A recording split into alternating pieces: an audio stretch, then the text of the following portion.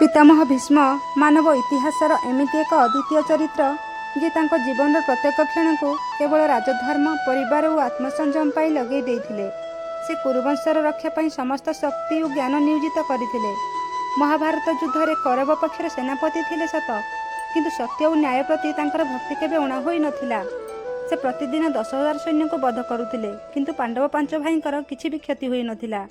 ଦୁର୍ଯ୍ୟୋଧନ ଏକଥାକୁ ନେଇ ପ୍ରତିଦିନ ପିତାମହ ଭୀଷ୍ମଙ୍କ ଶିବିରକୁ ଯାଇ ଝଗଡ଼ା କରୁଥିଲା।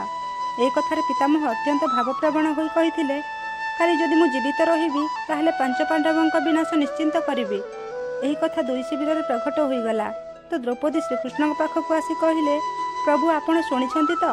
ଶ୍ରୀକୃଷ୍ଣ କହିଲେ, ହଁ ମୁଁ ଜାଣିଛି, ତୁମେ ଯାଇ ଆଗ ଦାସୀର ବସ୍ତ୍ର ନେଇକି ଆସ। ଦ୍ରୌପଦୀ ଦାସୀ ବସ୍ତ୍ର ଆଣିଲେ ଆଉ ଶ୍ରୀକୃଷ୍ଣ ଦାସୀ ବସ୍ତ୍ର ପିନ୍ଧି ଦ୍ରୌପଦୀକୁ କହିଲେ, ତୁମେ ପିତାମହଙ୍କ ଶିବିରକୁ ଚାଲ, ମୁଁ ତୁମ ପଛେ ପଛେ ଯାଉଛି। ସନ୍ଧ୍ୟା ସମୟ, ପିତାମହ ମାଳଜପ କରୁଛନ୍ତି। ଦ୍ରୌପଦୀ ପିତାମହଙ୍କୁ ଯାଇ ପ୍ରଣାମ କଲେ। ପିତାମହଙ୍କୁ ଲାଗିଲା କି ଦୁର୍ଯ୍ୟୋଧନର ପତ୍ନୀ ଆସିଛନ୍ତି। ସେ ଦ୍ରୌପଦୀଙ୍କୁ ଆଶୀର୍ବାଦ କରି କହିଲେ, ସୌଭାଗ୍ୟବତୀ ଭବ। ଦ୍ରୌପଦୀ କହିଲେ, ପିତାମହ ଆପଣ ପଣ କରିଛନ୍ତି ସୌଭାଗ୍ୟ ଉଜାଡ଼ିବାକୁ, ଆଉ ଏବେ ସୌଭାଗ୍ୟବତୀ ହେବାର ଆଶୀର୍ବାଦ ଦେଉଛନ୍ତି। ମୁଁ କ'ଣ ବୁଝିବି କେଉଁଟା ପିତାମହଙ୍କର ସତ୍ୟ ବଚନ, ସୌଭାଗ୍ୟ ଉଜାଡ଼ିବା ବାଲା ନା ସୌଭାଗ୍ୟ ଦେବା ବାଲା? ଏକଥା ଶୁଣି ପିତାମହଙ୍କ ହାତରୁ ମାଳା ଖସି ପଡ଼ିଲା। ଏତେ ଶୀଘ୍ର ଚତୁରତାର ସହିତ ଏହି କଥାକୁ ଆଣି ମୋ ପାଖରେ ପହଞ୍ଚାଇବା କାମ କେବଳ ସେହି ଜଣେ ହିଁ କରିପାରିବ।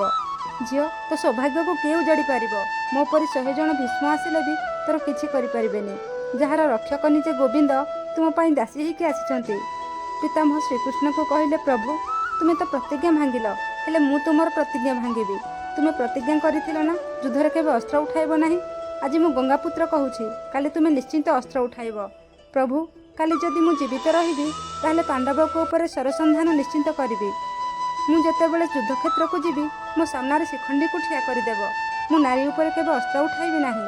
ସେହି ସମୟରେ ଅର୍ଜୁନଙ୍କୁ କହିବ ମୋତେ ସରସଜ୍ଜାରେ ଶୁଆଇଦେବ। ଯେତେବେଳେ ଭଗବାନ ଲେଉଟିକି ଆସିଲେ ଦେଖିଲେ ଶିବିରରେ ପଞ୍ଚପାଣ୍ଡବ ଅଚିନ୍ତାରେ ଶୋଇଛନ୍ତି। ସମସ୍ତଙ୍କୁ ଜାଗ୍ରତ କରାଇ ଶ୍ରୀକୃଷ୍ଣ କହିଲେ, ସେପଟେ ପିତାମହ ପ୍ରତିଜ୍ଞା କରିଛନ୍ତି 5 ପାଣ୍ଡବଙ୍କ ବଧ କରିବା ପାଇଁ, ଆଉ ତୁମେ ଶୋଇଛ। ସମସ୍ତେ କହିଲେ, ହଁ ଏକଥା ଆମେ ଜାଣିଛୁ। ଭଗବାନ କହିଲେ, ତାହେଲେ ତୁମେ ଶାନ୍ତିରେ କେମିତି ଶୋଇପାରୁଛ? ସେଇଠି ପଣ୍ଡୁପୁତ୍ର ଭଗବାନଙ୍କୁ କହିଲେ, ପ୍ରଭୁ ଯାହାର ରକ୍ଷକ ସ୍ୱୟଂ ଗୋବିନ୍ଦ ସେ ଶାନ୍ତିରେ ଶୋଇବନି ତ ଆଉ କ'ଣ କରିବ?